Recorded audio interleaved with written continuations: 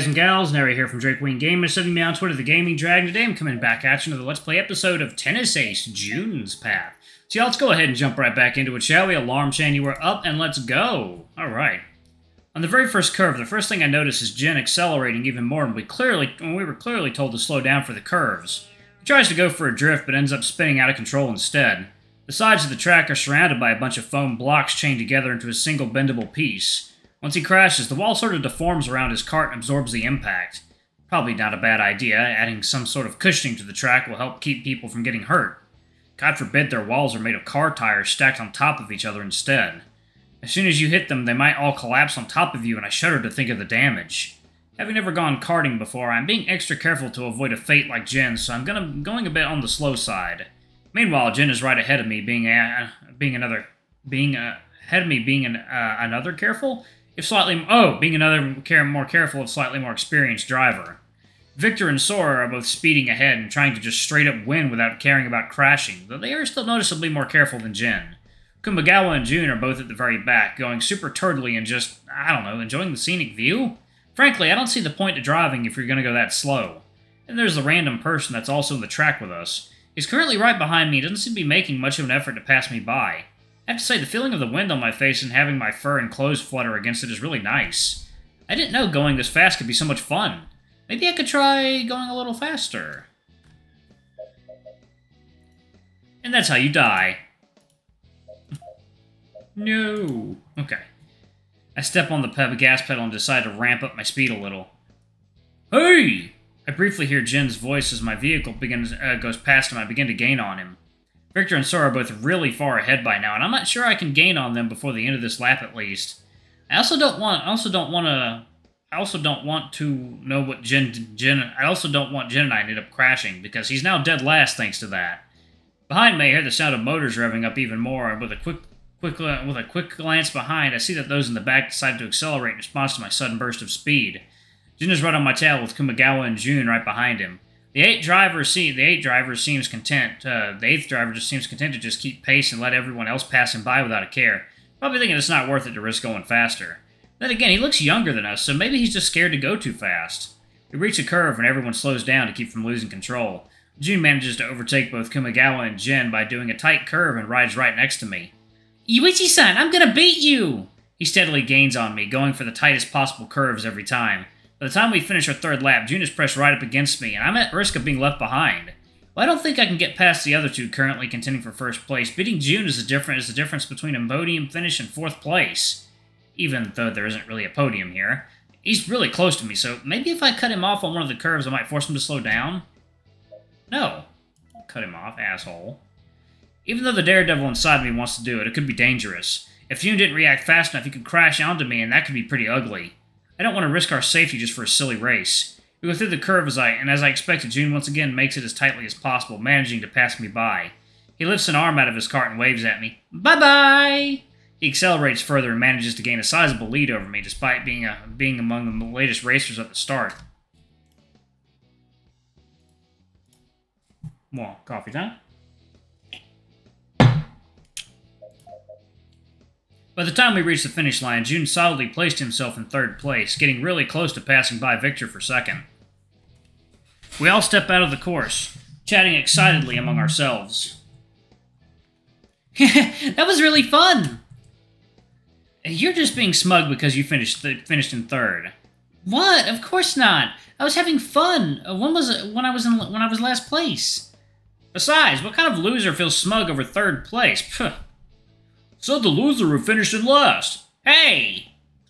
So much for your talks about having so much experience. I never said I was sure to win just because of that. No, you just said something about how you'd love to crush the newbies. Talk about instant karma. Jeez, will you guys lay off for a second? We only put you down when you get too full of yourself. Aren't you guys just complaining about Yuichi-san doing that? I'm your brother. I'm allowed. The fuck? The whole group chuckles at the muscular mouse getting all pouty over some silly teasing. Make sure to keep my mouth shut as much as possible since I don't want to risk getting in trouble again. I really don't want to get told over twice in the same day. Should we go again? I'm up for it. It was really fun. Yeah, I want to go again too. I guess I have nothing against either. You could try to sound a bit more excited about it. At least I said something. Why don't you get on Kamigawa's case? He's distracted playing games again. Nah, I'm not close enough to him to do that. Damn, I feel so loved. June's tail brushes up against mine for a split second. It was quickly enough that it might look like an accident, but given what I now know and the look on his face, I can 100% say it was deliberate.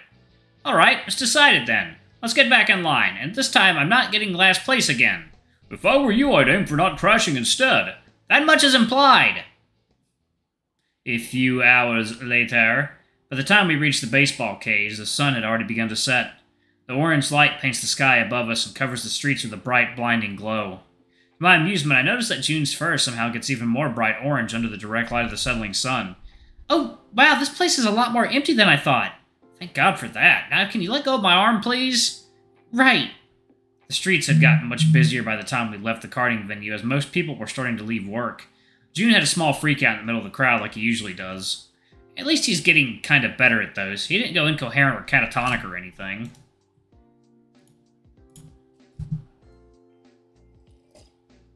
What is that? Okay. He just gripped my wrist really tight and whispered to me that he wanted to go somewhere quieter. So at least he still made sense, even if his grip was just as crushing. I haven't come here in a while. I guess not many people come by this late. It's not even that late. The place still stays open for 3 more hours. Have you been here before? How do you know that? There's a huge sign on the wall right there showing the hours. June sheepishly looks at the direction I was pointing, reading the sign. Oh. How do you use these? You go up to the counter and you buy tokens. Each token is good for 10 shots. Then you walk up to an empty cage and you place the token inside the machine so it opens the door for you. They're big enough to hold 2 people inside, but the workers really don't like it when you do that, so I wouldn't recommend it. Of course they don't like it. They're that big so you have room to swing, not so you can have a guest. They don't want to get sued when someone gets hit over the head with a baseball bat. Huh, amusingly enough, that happened once. Yeah, and whose fault is that? Not mine. I was the one swinging the bat. I told you to duck! Duck where? With what space? The two begin to bicker, raising their voices at each other and arguing in circles. This is why I'm glad I'm an only child. This is why I wish I were an only child. This is why you don't bring another person with you into the cage. Especially when the one swinging the bat is a huge man-child. I heard that! Oh, sorry. I calmly leave the circus clowns behind and walk up to the front desk. Excuse me, I want to buy 3 tokens. The clerk nods and we run the transaction very quickly. The twins are still bickering amongst themselves while the others watch. I make my way to a cage and quickly slip inside. They have helmets and bats on a small rack on the corner ready for players to choose which one they want to use. After that, you just need to get into position and hit a button for it to start. It's only after the echo of my first bat that I hear someone reacting. Ah, Yuichi-san, no fair! June cries out and runs up to my cage. That's just me, leaving us behind like that. I wasn't just gonna wait around for those two to stop fighting. Once the machine gets started, it keeps spitting out balls until your turn is over at regular intervals, so I can't let myself get too distracted. You should probably go get a token too if you want to play. Fine, but I'll get you back for this later. I'll be waiting. June runs to the front desk with just as much urgency as he ran towards me. He seems excited. Hopefully he'll have a good time. I keep batting for a few minutes until my first 10 balls in. I could use the rest of my tokens right now, but I decided to check up on June since I know he's never done this kind of thing before. When I get to his cage, I see him wearing a helmet that is clearly too big for his head, swinging and failing to make contact with the ball. How many was that? Whoa! Hey, you surprised me. I just talked to you. You did the same thing to me when I got started and you didn't hear me complaining. I haven't hit a single ball yet. Your form isn't very good. Bend your knees a little more. Like this? Yeah, that's good enough. Now, when you start your swing, focus on using your hips more than your shoulders. You're barely using your hips at all right now. I'll try. A ball flies at June and he swings once again. It barely makes contact with the bottom edge of his bat, flying nearly straight down to the floor, but hey, contact is contact. It's like, it is coffee time. Alright, y'all, we are back. Alright, I did it! Good job, you're getting the hang of it. How many balls do you have left? That was the last one. Here, I'll put another token in for you. Keep going. What? But I can just go buy another one. You're doing well right now. If you take a break now, you might lose focus. Just trust me on this. Alright. I continue giving him pointers on how to properly swing and how to improve his form. I end up using both my remaining tokens on this, mostly because I'm just having a lot of fun watching him try his best. June listens to me diligently and, by the end of the third token, can already hit most of the balls semi-decently. An hour later. After we've said our goodbyes to the rest of the group, June and I began to walk home together. The sun has already fully gone down by this point. The streets in our neighborhood are pretty deserted. Then again, most workers have already gotten home by now, and this is a pretty quiet neighborhood to start with. Ow, my whole body is sore. Yeah, swinging a baseball bat for a while takes it out of you. I really wonder why Shuichi-san and Mizuguchi-san couldn't come with us, though. I don't know either. They haven't said anything else to me at all today. I tried messaging both of them to ask if something was going on, but I got no answer other than them declining to go out with us. I admit, it's got me a bit worried. Hopefully there's nothing bad happening and we'll be able to get together again on Monday. Don't forget that club activities will start over again next week, so we'll all have practice again. Oh, right. Do you think we could go out together on the weekend then? I can try asking, but I don't know if they'll come.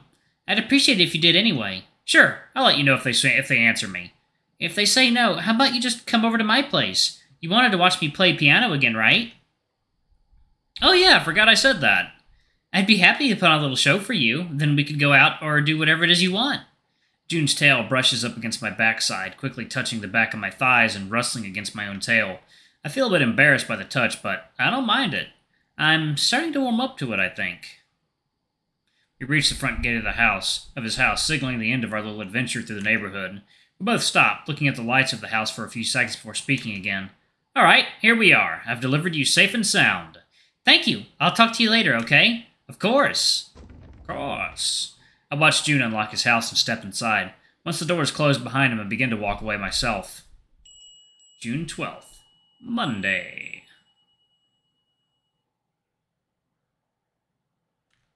Today, for some weird reason, I woke up feeling a little different.